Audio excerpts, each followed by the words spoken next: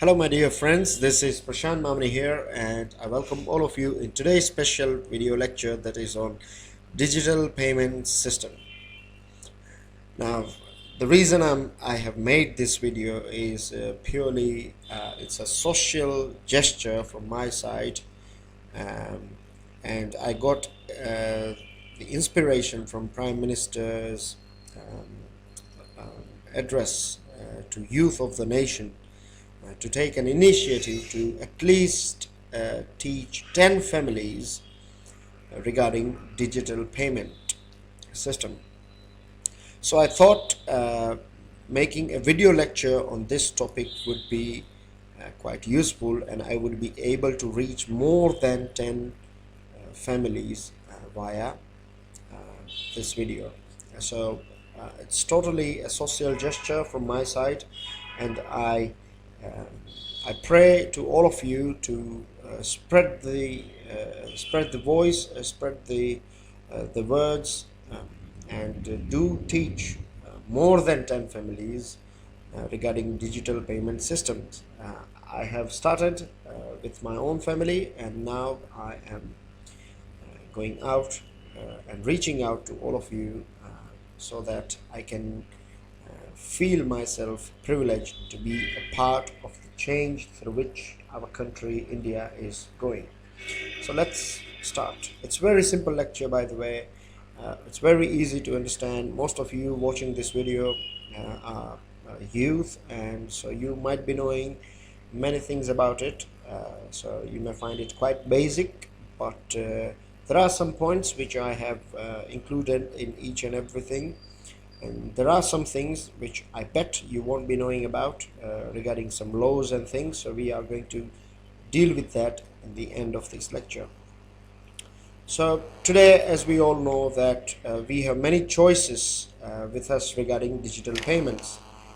We have internet banking, mobile wallets, we have plastic currency, which is also known as debit or credit cards.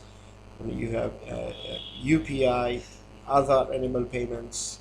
But what about laws? We are going to talk about that later on. And cyber security as well will be a topic of our discussion. So let's go through them one by one. Internet banking. You can get this service by simply signing a form at your bank branch. Once you fill up the form, you can do e-transfer of your money. What you will get is you will get a password and a user ID. But you have to make sure that you do not share these details, your password and your user ID, with anyone. And also ensure that at certain period of time you keep changing your password. Do not share your user ID and password with anyone, and make sure you change your password after a certain period of time. Could be anything between a month or 15 days, depends, but make sure you note down that password as well, because we have different password for different gadgets and email IDs and other accounts. So make sure you don't forget it, because once you forget it, then you have to go through all the security checkouts, and it may take time for you to get your new password. So make sure you save your password somewhere where it is safe for you to save it. Moving on, the other thing is mobile wallets. Now, it is very handy, and the other thing regarding India is that 67% internet users in India are from mobile phones. So this is going to cover a huge amount of population. The other thing is it's handy. It transfers money anywhere. You can transfer it anywhere, easy to use.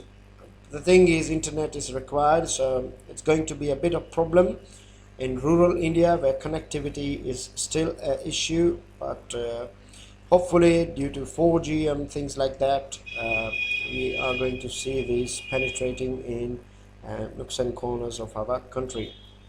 Then you have plastic currency, which is your debit or credit card. Many a times people are not aware about the things that are important on your debit and credit card. So here we go. I have a picture for you. This is the front side of your debit or credit card, and this is your back side of your card. You have your banking brand or your name of your bank, then you have a smart chip There are some POS or point of sale machine where you can insert your card rather than swiping it. If you swipe it, then it is using this magnetic strip that is on the back side of your card, or else you can also have a chip and pin. It works the same way. Once you swipe it, then you have to enter your pin. If you insert the chip, then as well you have to enter your pin. The only difference is when you swipe it, the card comes back in your hand, whilst if the chip is in, it remains there in the machine for a time being until the transaction is over, and then you can take out your card and put it back in your wallet. Then you have your card number. Generally it is a 16-digit number. Then you have your card holder's name, then the payment network. It could be RuPay, Visa, Maestro, anything. Then you have expiry, and you also have a validity starting from and expiry date here. The back of side, you have, this is your magnetic strip, your hologram is here, and you have to sign here, signature area, so that in case if the strip is not working or your chip is damaged, then the person can identify your signature that is here on your card to help you go through it. And you have your security code here if you're doing online transaction, and the logo, network, bank contact information is given here as well, just in case if the card is lost. So you can make payments online. It helps you in point of sale machines. You can withdraw money from ATMs. Make sure that swiping takes place in front of your site. Always ensure that it takes place in front of your site. The other thing that is important is always read the amount before you enter your PIN, because many a times, even if by mistake someone has entered wrong amount, then a huge amount of money can be debited from your, credited basically from your, or in simple terms, if you are not from accounting line, then it may go away from your bank to that person's bank. Then we have a unified payment interface. All you have to do is download an application, fill in the details. Now regarding details, they are very basic, your bank account number and all that things. It is safe as there are no sensitive details that are required in filling up that requirement, filling up your detail. It can be done both online and offline, and can be a big game changer in small transactions, particularly in India. Then you have Aadhaar enabled payment system, IIN, that is identifying of bank to which the customer is associated. How it works, these are the things: Aadhaar number, and all you have to do is press your finger, your thumb basically, which there is a small biometric machine that will identify your finger, and the transaction will be done. In future, I think nowadays we know that smartphones have your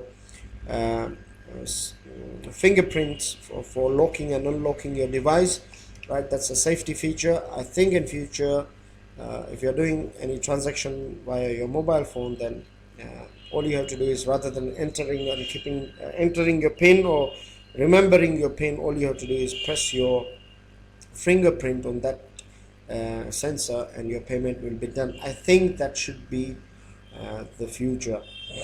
What needs to be done now? This is something important regarding what are the loopholes, or what are the things that needs to be done.